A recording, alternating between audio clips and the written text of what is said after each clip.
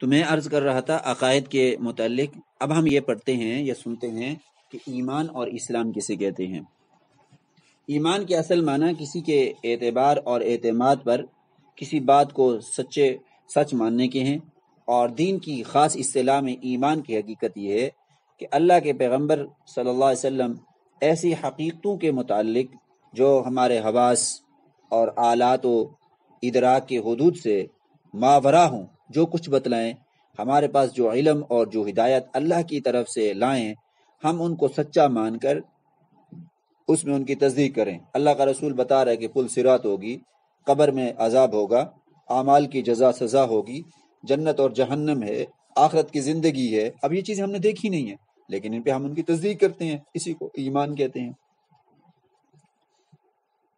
اب یہ جو ہم دل سے تصدیق کرتے ہیں، اب اس کا جب ہم اپنی زبان کے ساتھ اظہار کرتے ہیں، اس کو اسلام کہتے ہیں. گویا دل کے ساتھ ان چیزوں کو ماننا، ان کی آپ صلی اللہ علیہ وسلم کی یا کسی بھی رسول کی تصدیق کرنا، اور پھر زبان کے ذریعے سے ان کا اظہار کرنا، اس کو اسلام کہتے ہیں.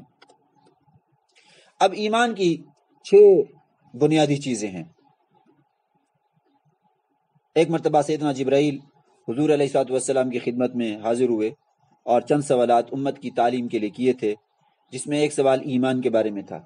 آپ صلی اللہ علیہ وسلم نے اس کے جواب میں کلمہ شہادت کے علاوہ وہ بنیادی باتیں بیان فرمائی تھیں جن کی تصدیق کرنا ایمان کے لیے ضروری ہیں، اور وہ بنیادی باتیں ایمان مفصل میں جمع کر دی گئی ہیں. آمنت باللہ، میں ایمان لایا اللہ پر، و ملائکتہ، اس کے فرشتوں پر، و کتبہ، اس کی کتابوں پر، و رسلہ، اس کے رسولوں پر، والیوم الآخر، آخرت کے دن پر، والقدر خیرہ و شرہ من اللہ تعالی، اور تقدیر پر کہ ہر وہ خیر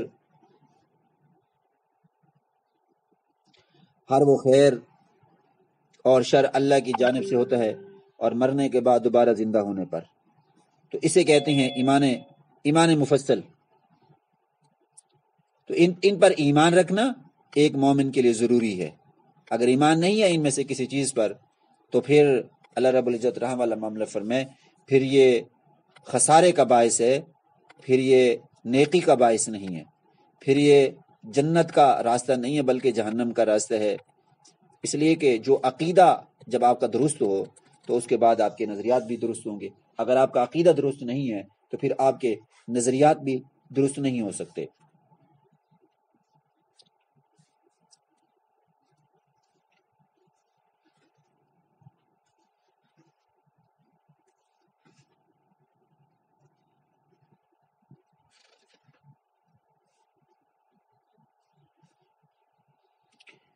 تو ویسے تو بنیادی طور پر عقیدہ 3 قسم کے ہیں.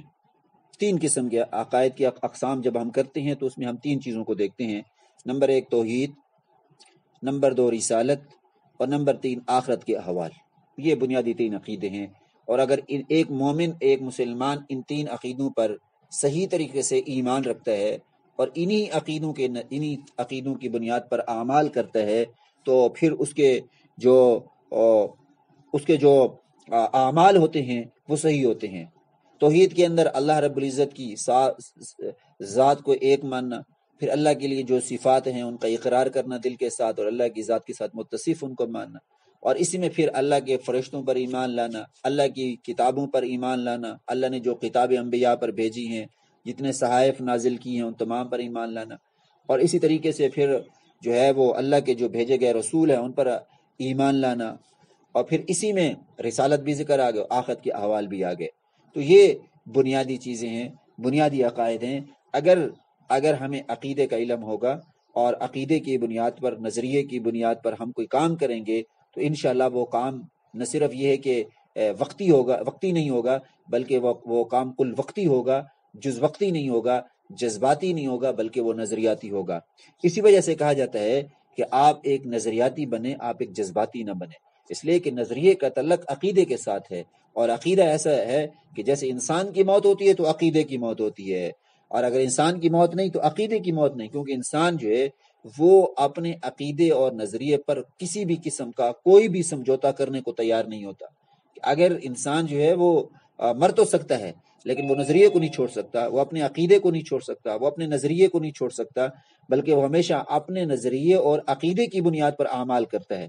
پھر ظاہر ہے عقیدہ درست ہوگا، جیسے میں نے عرض کیا ویسے اعمال درست ہوں گے۔ اگر نظریہ درست ہوگا اعمال درست ہوں گے، اگر عقیدہ اور نظریہ درست نہیں ہوگا تو اعمال بھی درست نہیں ہوں گے۔ اس لیے رسول اللہ صلی اللہ علیہ وسلم نے ایک مرتبہ ارشاد فرمایا کہ ترکت فیکم امرین، میں تم میں دو چیزیں چھوڑ کر جا رہا ہوں۔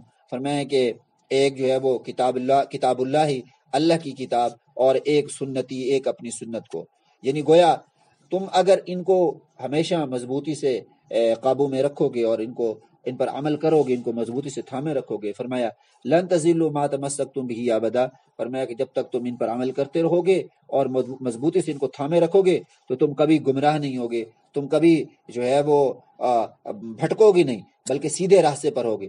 وہ کیا چیز ہے؟ اللہ کی کتاب اور رسول اللہ صلی اللہ علیہ وسلم کی سنتیں، آپ صلی اللہ علیہ وسلم کے طریقے، آپ صلی اللہ علیہ وسلم کی ارشادات عالیہ، آپ صلی اللہ علیہ وسلم کے ملفوظات، آپ صلی اللہ علیہ وسلم کے مبارک کلمات طیبات۔ اب رسول اللہ صلی اللہ علیہ وسلم کے مبارک کلمات طیبات یا اللہ کا کلام کیا بتاتا ہے ہمیں؟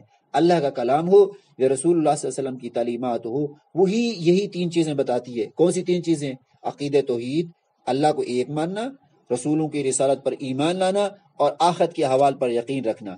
یقیناً جو شخص آخرت کے احوال پر یقین رکھے گا، اللہ کو ایک مانے گا، رسولوں پر ایمان لائے گا، تو وہ ہمیشہ وہ اعمال کرے گا جن اعمال کے اندر اللہ کی رضا ہوگی، اور ان اعمال سے وہ بچے گا جن اعمال کے اندر اللہ کی ناراضگی ہو، رسول اللہ صلی اللہ علیہ وسلم کی ناراضگی ہو، وہ ان اعمال سے بچے گا ہمیشہ، بلکہ وہ کوشش کرے گا کہ اس سے وہ اعمال صادر ہوں جن اعمال کی وجہ سے اس کی آخرت کی زندگی اچھی ہو جائے، جنت والی زندگی اس کی بن جائے، جہنم والی زندگی سے اس سے محفوظ ہو جائے اور پناہ مل جائے اسے۔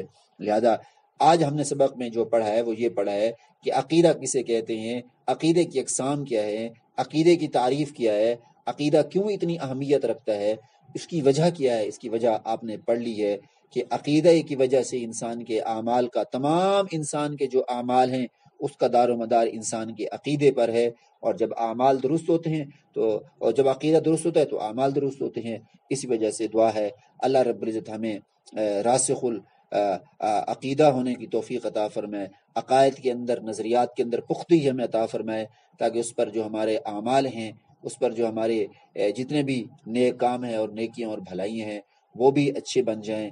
اللہ رب العزت سے دعا ہے کہ اللہ رب العزت بنیادی عقائد سے ہمیں بہرور فرمائے اور ہمارے اعمال کو اپنی برگاہ عالیہ میں قبول و منظور فرمائے، اور آج کے درس میں جو ہم نے پڑھا اس پر عمل کرنے کی توفیق عطا فرمائے۔ وآخر دعوانا ان الحمد للہ رب العالمین۔